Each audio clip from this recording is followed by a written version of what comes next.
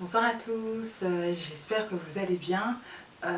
J'aimerais en fait partager avec vous, suite à la citation que j'ai postée sur ma page Facebook concernant nos priorités et concernant en fait l'utilisation de notre temps.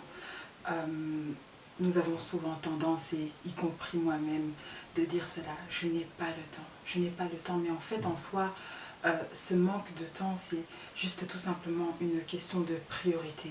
Et on est occupé par plusieurs activités. Et finalement, quand on prend le temps d'analyser ces activités, on se rend vraiment compte que cela ne nous apporte aucune satisfaction, aucun plaisir, aucun épanouissement. On est envahi de plusieurs activités qui finalement ne nous rendent pas efficaces comme nous devrions le faire, ne nous rendent pas épanouis et non plus heureux.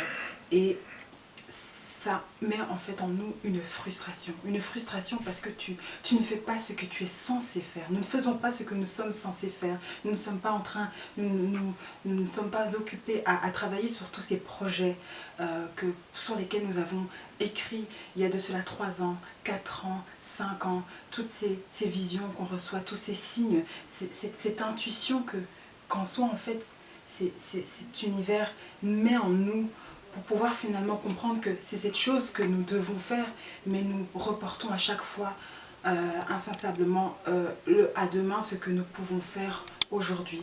Je le dis souvent, demain, on ne possède pas demain, on n'a seulement qu'aujourd'hui.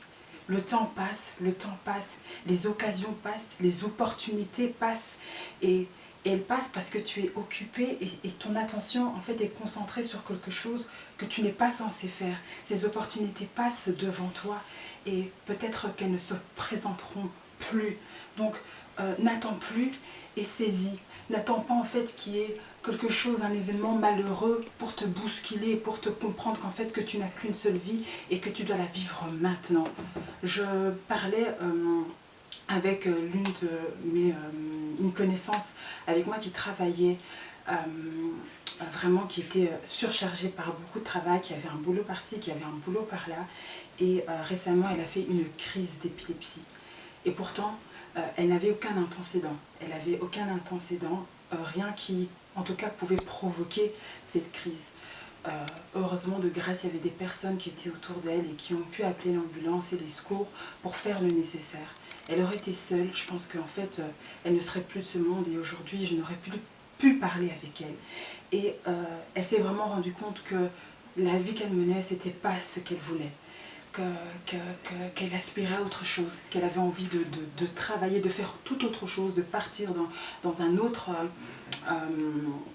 dans un autre pays pour pouvoir bosser et travailler sur ce qu'elle désire et ce qu'elle souhaite réellement. Elle est partie loin, elle est repartie à zéro pour finalement vraiment considérer ce qui était essentiel et fondamental dans sa vie, pour pouvoir finalement s'approprier d'une meilleure qualité de vie et que le train de vie qu'elle était en train de mener était en train de la tuer à petit feu. Comme je le disais, comme je l'ai dit, heureusement que des personnes étaient là autour d'elle et que si elle était seule, ça aurait été en fait totalement fatidique. Aujourd'hui, j'ai envie de t'interpeller par ce message pour te dire que j'espère en tout cas que tu n'attendras pas qu'il y ait un événement qui vienne te bousculer, que tu perdes la vue, que tu ne puisses pas entendre, que tu ne puisses plus parler pour te rendre compte que tu avais toute la vie pour faire ce que tu devais faire, ce qui te tenait à cœur, ce qui brûlait en toi. Aujourd'hui, tu as tout. Tu peux marcher, tu peux utiliser tes mains, tu peux voir, tu peux entendre. Utilise la santé que Dieu te donne chaque jour, ce cadeau précieux que donne, ce temps précieux que Dieu te donne chaque jour pour faire ce qui te plaît, ce qui bouillonne en toi et qui t'amènera certainement loin. Loin est là où tu dois aller. Donc, j'espère vraiment que vous allez être interpellés par ce message, que vous allez prendre la décision, que vous allez vous asseoir, vous poser et regarder finalement qu'est-ce que vous faites de vos journées, qu'est-ce que vous faites de vos semaines, qu'est-ce que vous faites de vos mois, comment ces années se défilent les unes après les autres et qu'est-ce qui vous tient concrètement et réellement à cœur.